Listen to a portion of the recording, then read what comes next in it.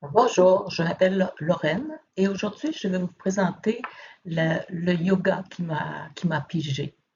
Donc c'est Asteya, donc le Sutra 237, et qui nous dit quand le désir de prendre disparaît, les joyaux apparaissent.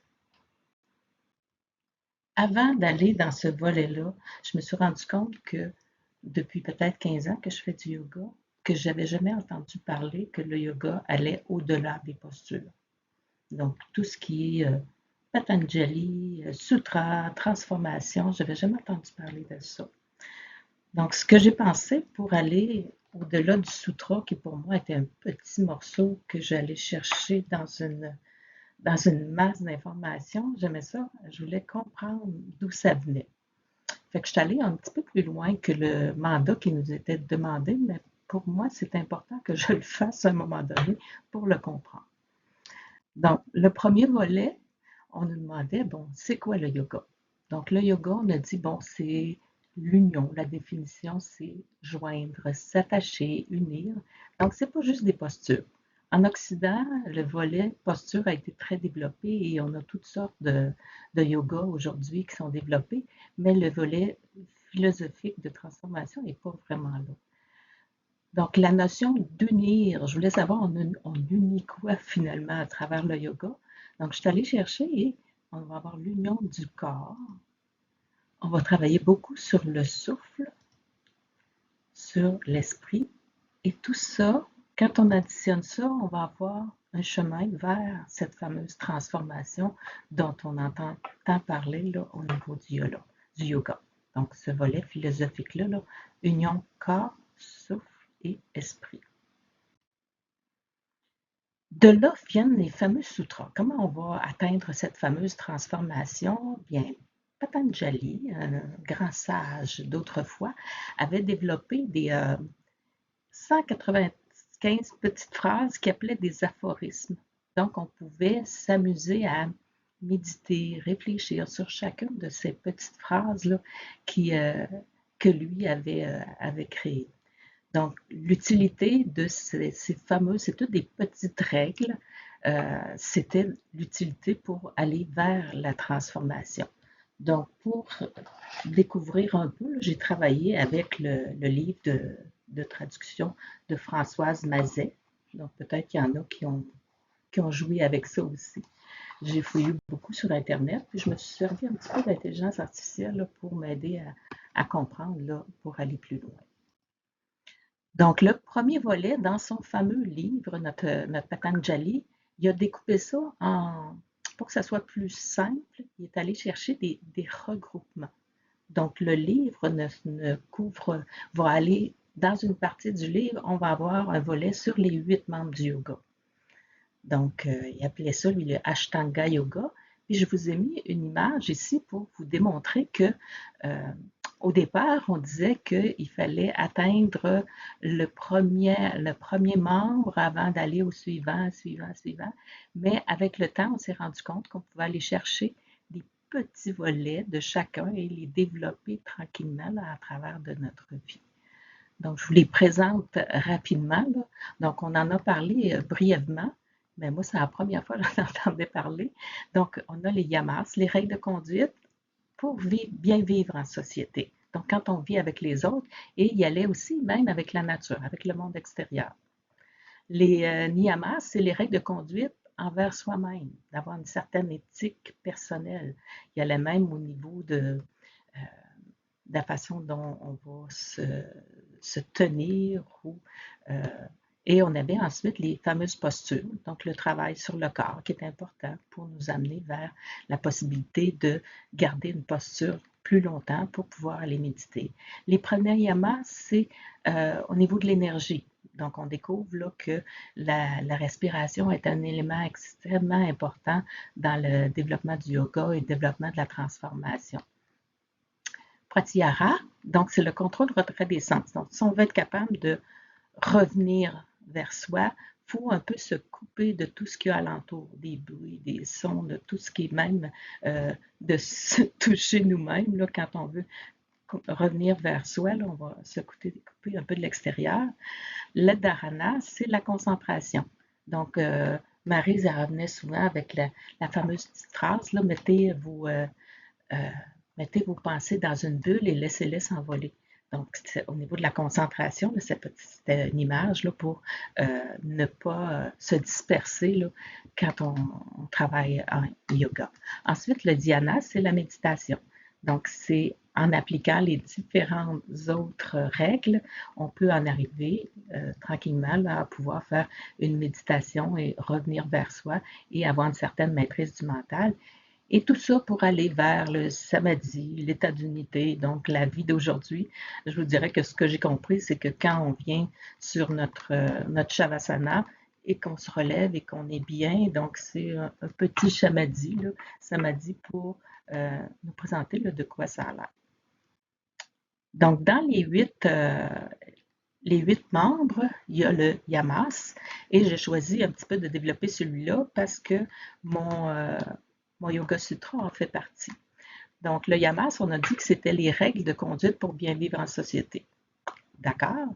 Donc, ces règles-là, ce sont toutes des petits sutras qui ont été découpés. Donc, pour comprendre les yamas, on y va avec les sutras que Patanjali nous a développés. Et on va retrouver Ahimsa, qui est le principe de non-violence. Donc, on n'a pas faire mal aux autres. Donc, pas faire mal, c'est pas seulement pas frapper et ne pas tuer, mais c'est vraiment, ça peut être autant avec la parole qu'avec au niveau physique. Le satya, vivre la vérité, donc ne pas mentir, ne pas se mentir à soi-même et aux autres. Donc, je vais de façon très sommaire parce que ce n'est pas celui-là que je vais développer. Celui-là qui m'a pigé, c'est Asteya, donc 237. L'engagement à ne pas voler. Donc, ce qu'on veut, c'est aller au-delà du vol matériel. Donc, on va voir tantôt là, comment c'est découpé. Donc, toujours dans les yamas, après ça, on y va avec Brahmacharya, c'est au niveau de la modération. Donc, essayer de profiter de ce qu'on a sans excès. Et à Parigraha 1139, la possessivité, donc lâcher prise sur les choses qu'on a qui ne sont que souvent matérielles. Donc, c'est une présentation très sommaire des différents yamas là, qui font partie d'un des membres des fameux 8 membres. Donc, c'est un des membres. Ce membre-là, il a été explosé, si on veut, là, en non-vol pour aller chercher notre fameux là, Asteya qu'on va voir là-dedans. Donc, le fameux Sutra 237 qui s'appelle Asteya, c'est le non-vol. Donc, je ne vous présenterai pas en sanskrit de quoi ça a l'air. Donc, la petite phrase qui est donnée par Patanjali dans Asteya, c'est quand le désir de prendre disparaît, les joyaux apparaissent. Alors, on réfléchit à ça, qu'est-ce que ça veut dire? Donc, en allant fouiller, j'ai fini par comprendre que le désir de prendre va disparaître dans la mesure où on va se satisfaire de ce qu'on a sans toujours vouloir plus ou vouloir ce que les autres ont. Donc, ce volet-là devient très actuel dans la société d'aujourd'hui où on veut toujours en avoir plus, où on regarde ce que le besoin a, puis c'est toujours plus, plus, plus. Et les joyaux apparaissent, donc c'est de reconnaître sa propre valeur. Donc, au lieu de regarder ce que les autres ont et le monde extérieur, on regarde ce qu'on a besoin et ce qu'on a, et c'est là que les joyaux, donc plus au niveau de la santé mentale, physique et autres, vont apparaître tranquillement. Donc, si on y va avec ce qui a été développé là, au niveau de la STEOPS que je suis allée chercher, donc c'est le principe de ne pas voler, donc ne pas désirer ce qui appartient aux autres. Donc, ça peut être du matériel, mais je trouvais intéressant ne pas voler les idées. Donc, quand on va au niveau des droits d'auteur, ça peut être un peu ça, du temps. Vous rencontrez quelqu'un, puis finalement, blablabla, avec lui, vous venez d'y voler son temps. L'énergie, vous discutez avec quelqu'un, le ton monte, donc cette énergie-là, on la bouffe tranquillement. Donc, c'est des choses, des règles, une des règles de vie là, de l'Astéa, qui est intéressante. Ensuite, on a apprécié ce que nous sommes et ce que nous possédons. Donc, ne pas toujours aller vers l'extérieur, ce qu'on mentionnait tantôt. Donc, ce que je suis moi, donc quand on appelle à se découvrir soi-même et découvrir son propre potentiel, apprécier aussi ce que nous possédons, sans toujours vouloir posséder plus ou ce que les autres ont. Il y a ce volet-là important de Astéa. Un volet que je trouve très intéressant dans mon cas, donc ne pas conserver des choses qu'on n'a pas besoin, donc désencombrer.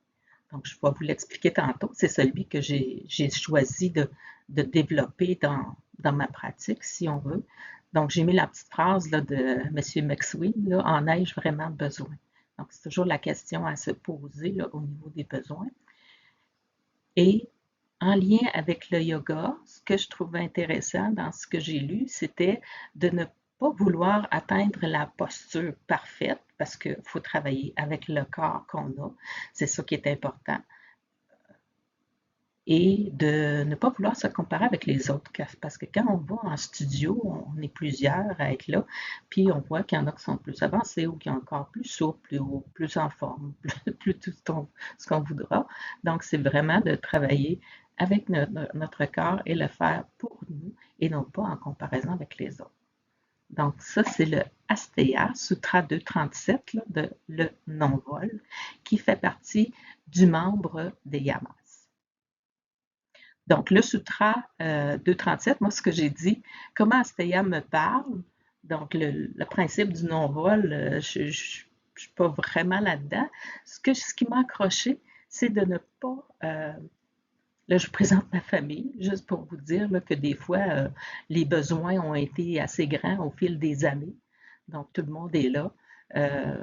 Puis, à l'étape où je suis rendue dans ma vie, c'est vraiment d'aller peut-être donner, cesser de conserver. On a une maison qui est assez encombrée au fil des années. On va pouvoir s'y mettre et en relisant ça au niveau du Sutra 237, c'est vraiment ce qui m'a parlé. Donc, ne pas conserver les choses dont on n'a pas besoin pour, ce que je trouve important, pour n'en pas priver les autres. Donc, j'ai dit aux enfants récemment, quand vous avez besoin de quelque chose, venez voir si on ne l'a pas déjà et qu'on ne s'en sert pas. Donc, si on peut vous le donner, on va vous le donner et nous, on va pouvoir désencombrer là, tranquillement ce qu'on n'a plus besoin. Alors, voilà comment m'a parlé le sutra, le STA non-vol. Donc, en résumé, pour vivre la transformation, donc c'est là qu'on essaie d'en arriver, le yoga devient plus un style de vie que juste des postures. Donc, on va tranquillement les découvrir des 8 membres du yoga de façon progressive et on développe notre connaissance des sutras tranquillement à travers les 8 membres et on les intègre tranquillement dans notre vie au quotidien et tout ça en développant notre corps, notre souffle, donc les pranayamas, notre esprit et dans le but du chemin vers la transformation et le bien-être. Donc, j'ai beaucoup appris à travers ça et je remercie d'avoir découvert le fameux concept de Patanjali avec le Yoga Sutra. Merci beaucoup.